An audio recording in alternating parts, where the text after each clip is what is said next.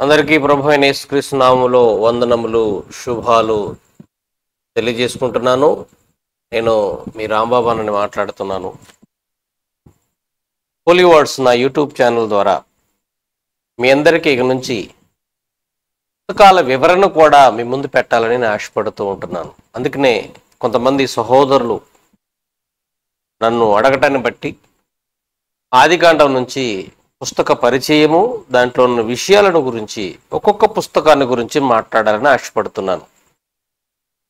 ప్రారంభం నుంచే మనం ప్రారంభించడం జరుగుతుంది. ప్రారంభ పుస్తకం ఆదికాండం నుంచి ప్రకటన గ్రంథం వరకు దేవుడు నాకు ఇచ్చిన అవకాశాన్ని బట్టి అన్ని పుస్తకాలపై అవగాహన కల్పించడానికి నేను సిద్ధపడుతూ ఉన్నాను.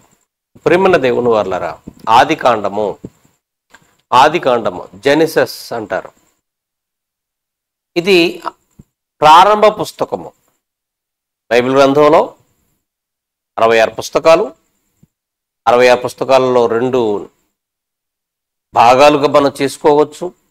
2 భాగాలుగా ప్రాచుర్యంలో ఉంది. పాత నిబంధన, కొత్త నిబంధన. పాత నిబంధనలో ప్రారంభ పుస్తకమే ఆదికాండము. ఆదికాండము అని ఎలా పేరు వచ్చింది? ఆదికాండం 1వ అధ్యాయం 1వ వచనంలో ఆది యందు అని ఉంటుంది. In the beginning. ఆదికాండంలో అన్ని ఆదిలే కనపడతాయి, అంటే అన్ని ప్రారంభాలే కనపడతాయి కదా. దేవుడు భూమి ఆకాశాలు సృజించటం, అది ప్రారంభమే కనపడుతుంది. ఆ తర్వాత భూమి మీద జీవరాశులు, వృక్షాలు, ఈ భూమి మీద ఏవైతే ఉన్నాయో వాటన్నిటిని కలిగించాడు ఆయన. ఆకాశ నక్షత్రాలు, పెద్ద జ్యోతి, చిన్న జ్యోతి. 7వ దినము లేక 6 దినములలో సమస్తాన్ని సంపూర్తి చేశాడు. అందుకనే ఆదికాండం అనగానే అన్నిటికీ ప్రారంభపు గ్రంథము, అన్ని ప్రారంభించబడినటువంటి విషయాలున్న గ్రంథము అని మనం అర్థం చేసుకోవాలి. మనిషిని సృష్టించాడు, అది కూడా ప్రారంభం మనకు కనపడుతుంది. అంతకుముందు ఇక మానవులు లేరు కదండి. ఆదాము మొదటి నరుడు, అవ్వమ్మ ప్రారంభం చూడండి. ఆదాము, అవ్వ అన్ని ప్రారంభాలే. అంతేకాదు పాపం కూడా ప్రారంభం కనపడుతుంది. పాపం కూడా భూమి మీద పాపం కనపడుతుంది. ఆదాము చేసిన, అవ్వమ్మ ఆదాము చేసిన పాపం. ఆ తర్వాత మీరు చూడండి, ఏదేను తోటల నుంచి బయటికి రావటం, వారి పిల్లల ద్వారా మళ్ళీ భూమి మీద వంశావళి డెవలప్ అవ్వటం, అది ప్రారంభం మనకు కనపడుతుంది. ఇలా మనం చూసుకుంటూ పోతే ఆదికాండము అనగానే ప్రారంభ పుస్తకము, అన్ని ప్రారంభాలే మనకు కనపడతాయి, అన్ని ప్రారంభాలు కనపడతాయి. ఓకే, ఇందుకు మరి ఆదికాండాన్ని ఎవరు రాశారు, ఎప్పుడు రాశారు? నేను బ్రీఫ్గా ఒక విషయాన్ని మీ ముందు పెడతాను, జాగ్రత్తగా చూడండి. కొరింథీయులకు రాసినటువంటి మొదటి పత్రిక 6వ అధ్యాయము 16వ వచనంలో చూడండి దేవుడు ఏమంటున్నాడు. కొరింథీయులకు రాసిన మొదటి పత్రిక 6వ అధ్యాయము 16వ వచనం. వేశ్యతో కలుసుకున్నవాడు దానితో ఏకదేహమై ఉన్నాడని మీరు ఎరుగరా, వీరిద్దరు ఏక శరీరమయ్యుందురు అని మోషే చెప్పెను కదా.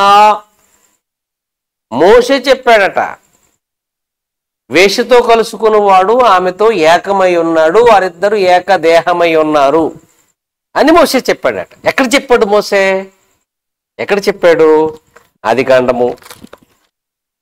ఆదికాండము ఏమండి? ఆదికాండం మనం ప్రారంభంలో చూస్తుంటాం కదండి. 24వ వచనం 2వ అధ్యాయం ఆదికాండం. కాబట్టి పురుషుడు తన తల్లిని తండ్రిని విడిచి తన భార్యను హత్తుకొనును, వారిద్దరు ఏక శరీరమయ్యుందురు. స్పష్టంగా ఉంది. ఇక్కడ చెప్పబడిన మాటనే పౌలు గారు కొరింథీ సంఘానికి పత్రిక రాస్తూ జ్ఞాపకం చేస్తున్నాడు. అందుకే మోసే చెప్పాను, మొట్టమొదటిగా చెప్పింది మోసేనే. కాబట్టి ఆదికాండం ఎవరు రాశారని మనకు బ్రీఫ్గా ఒక్క మాటలో అర్థమవుతుందండి. మోజెస్ రాశాడు. మోసే రాశాడని పౌలు సాక్ష్యం, ఆత్మపూర్ణుడు, ఆత్మ పౌలు ద్వారా సాక్ష్యం ఇస్తున్నాడు. మోసే రాశాడు ఆది కాండము. అంతేకాదు మిగతా పంచకాండాలు, మిగతావి ఆది కాండంతో కలిపి ఉన్నటువంటి 5 కాండాలు మోసే గారు రాశారు. వీటిని ధర్మశాస్త్రము అంటారు, ధర్మశాస్త్ర గ్రంథములు అంటారు. ఇంకొక మాట కూడా మీకు నేను చూపిస్తాను. నిర్గమాకాండంలో ఉంటుంది. ఈ పుస్తకం ఎవరు రాశారు, లేదంటే ఈ అధ్యాయాలు ఈ 5 గ్రంథాలు ఎవరు రాశారని చెప్పడానికి నిర్గమాకాండ 24వ అధ్యాయం 4వ వచనంలో వ్రాయబడిన మాట చూడండి. మరియు మోసే యెహోవా మాటలన్నిటినీ వ్రాసి, మోసే గారి కాలంలో దేవుడు యెహోవా చెబుతున్న మాటలన్నీ చక్కగా రాశాడు. నిర్గమాకాండం 34వ అధ్యాయము, నిర్గమాకాండం 34వ అధ్యాయం 27వ వచనం చూస్తే, మరియు యెహోవా మోషేతో ఇట్లనెను, ఈ వాక్యములను వ్రాసుకొనుము. ఈ వాక్యాలని రాసుకో మోజెస్. దేవుడు చెప్తున్నాడు, మోసే రాస్తున్నాడు. దేవుడు చెప్తున్నాడు, మోసే రాస్తున్నాడు. మోసే ఏ కాలం నాటివారు ఒక్కసారి మీరు ఆలోచించండి. ఆది కాండంలో ప్రారంభం, ఆది యందు అన్న కాలం, సృష్టి అంతా తయారైపోయింది. టోటల్గా 6 దినాలలో మొత్తం కంప్లీట్ అయిపోయింది. ఆ కాలాన్ని కాస్త పక్కన పెట్టండి. భూమి మీద మానవ మనుగడ సాగిన నాటి నుండి, అంటే ఆదాము పుట్టిన దగ్గర నుంచి మోసే గారి కాలానికి ఎంత కాలం అంటే సుమారు 2500 సంవత్సరాల కాలం. ఆదాము నుంచి మోసే కాలానికి, మోసే తరానికి, ఆదాము పుట్టుక నుంచి మోసే పుట్టుక, మోసే భూమి మీద జన్మించిన కాలానికి మనం ఆలోచిస్తే సుమారుగా 2500 సంవత్సరాలు. అంటే ఈ ఆది కాండం రాయబడి క్రీస్తుకు పూర్వము 1400 కాలములో రాయబడింది అని చెప్పుకోవాలి. సుమారుగా నేటి 2000 అవతలక 1600 1500 వేసుకుంటే 3500 లేదంటే 3600 సంవత్సరాల క్రితం మోసే గారి ద్వారా ఆది కాండము రాయబడింది. చాలా మంది అంటారు, ఏమని, ఆది కాండము మోసే గారు రాశారని మీరు అంటున్నారు, అసలు అది జరిగే టైంకి మోసే గారు లేరు కదా రాయటానికి అని అంటే, అవును, జరిగే టైంకి లేడు. జరిగే టైంకి లేకపోయినా ఎలా రాయబడింది, ఎలా రాశాడు అని అంటే, దేవుడు రాయమంటే రాశాడు. ఆయన ఏమి కల్లార చూసి రాయలేదండి. కొంతమంది చూసి రాస్తారు. ఆత్మపూర్ణుడై రాశాడు, ప్రేరేపించబడి రాశాడు మోసెస్. యాకోబు రాసిన పత్రికలో ఉంటుంది కదండి మనకి. అలాగే పేతురు రాసిన 2వ పత్రికలో కూడా ఉంటుంది కదండి. కాబట్టి ఆత్మపూర్ణులై భక్తుల ద్వారా దేవుడు రాయించాడు. లేఖనములో ఏ ప్రవచనం మనుషులు ఇచ్చిన బట్టి పుట్టలేదు, ఆత్మపూర్ణులై పలికి రాశారు ప్రియమైన దేవుడు వల్ల. కాబట్టి జరిగిన కాలం వేరు, మోసే కాలం వేరు. ఎలా రాశాడు అంటే దేవుడు రాయించాడు, ఆయన చేత రాయించాడు. అర్థమైంది కదండి. క్రీస్తుకు పూర్వం సుమారుగా 1400 కాలములో, 1410 నుంచి 1480 మధ్య కాలంలో, లేదంటే 1480 నుంచి 1410 క్రీస్తుకు పూర్వం కాలంలో రాయబడింది. అంటే నేటికి 3600 సంవత్సరాల క్రితం ఆది కాండం రాయబడింది. మిగతా పుస్తకాలు కూడా అదే కాలంలో సుమారుగా 80 సంవత్సరాల కాల పరిధిలో రాయబడ్డాయి అని మనం చెప్పుకోవచ్చు. లేదంటే 40 సంవత్సరాల కాలంలో రాయబడింది. అప్రాక్సిమేట్గా, సుమారుగా మనం మాట్లాడుకునే దాంట్లో మీరు అర్థం చేసుకోవాలి. సుమారుగా అని మీ ముందు పెడుతున్నాను, ఆలోచించండి. ఇక ప్రియమైన దేవుని వల్లరా, ఈ ఆది కాండములో ఉన్న ప్రత్యేకతలు ఏమిటి? ఆది కాండాన్ని మనం 3 భాగాలుగా చేసుకోవాలి, 3 భాగాలుగా చెప్పుకోవచ్చు. మొదటిది ఆది కాండం 1వ అధ్యాయం నుంచి 11వ అధ్యాయం వరకు ఒక భాగము, 2వ భాగము 12వ అధ్యాయం నుంచి 38వ అధ్యాయం వరకు 2వ భాగము, 3వ భాగము 38వ అధ్యాయం నుంచి 50వ అధ్యాయం వరకు 3వ భాగాన్ని చేసుకోవచ్చు. ఆదికాండాన్ని 3 భాగాలు చేసుకుంటే మొదటి 11 అధ్యాయాలు ఒక భాగంగా, 12వ అధ్యాయం నుంచి 38వ అధ్యాయం వరకు రెండో భాగంగా, 39 నుంచి 50వ అధ్యాయం వరకు మూడో భాగంగా మనం చేసుకోవాలి. ఏంటి 3 భాగాలుగా చేసుకోవటంలో ప్రత్యేకత? అసలు మీ ఆలోచన ఏంటో నన్ను అడుగుతారా? నేను చెప్తాను. ఆదికాండం మొదటి అధ్యాయం నుంచి మీరు చూస్తే మరి ఆదికాండం మొదటి అధ్యాయం నుంచి దేవుడు సృష్టిని ఎలా చేశాడు, మనిషిని ఎలా పుట్టించాడు, వారి ద్వారా ఎవరొచ్చారు, భూమి మీద నరుల విస్తరణ, ఇంతవరకు మొదటి అధ్యాయం నుంచి 11వ అధ్యాయం వరకు కనబడుతుంది. ఇక 12వ అధ్యాయం నుంచి అబ్రహాము ఎంట్రీ మనకు కనపడుతుంది.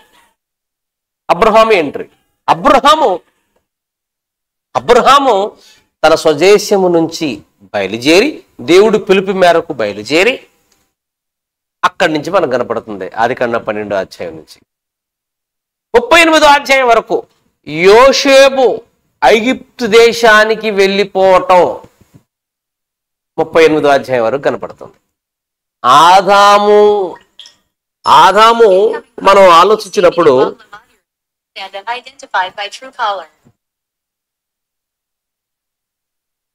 అండి ఆదికాండము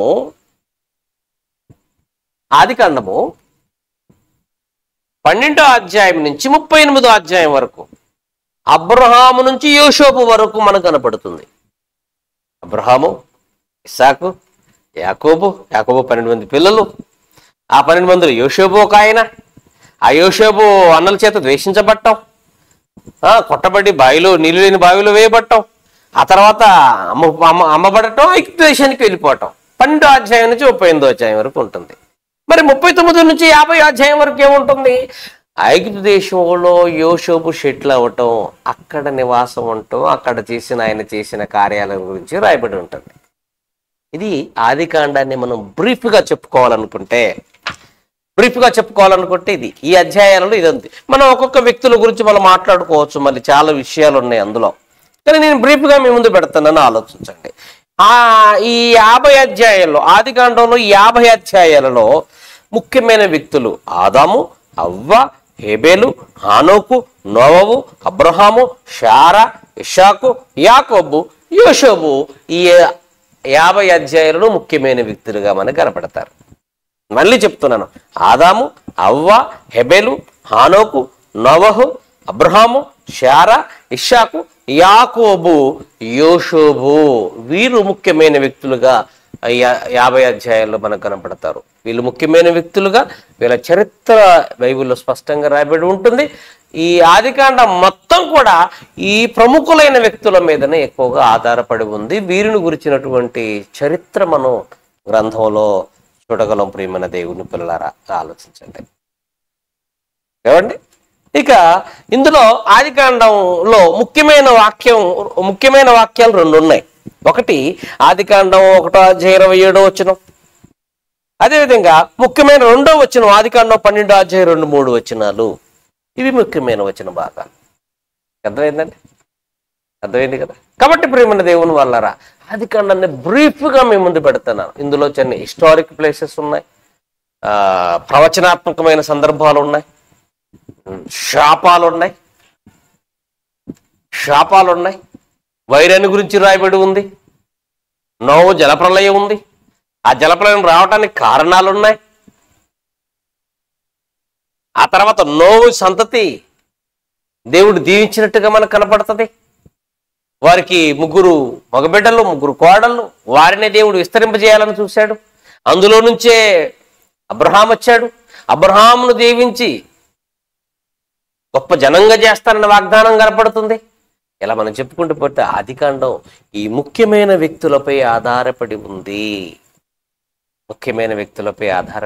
ఆలోచించండి పిల్లలు. కాబట్టి ఆదికాండం నుంచి కొద్ది నిమిషాల్లో బ్రీఫ్గా బిలో 15 minutes మీ ముందు పెట్టాను. ఆలోచించి అర్థం చేసుకోండి. 2వ భాగాన్ని రిలీజ్ చేస్తాను మీకోసం. Okay, thank you one and all.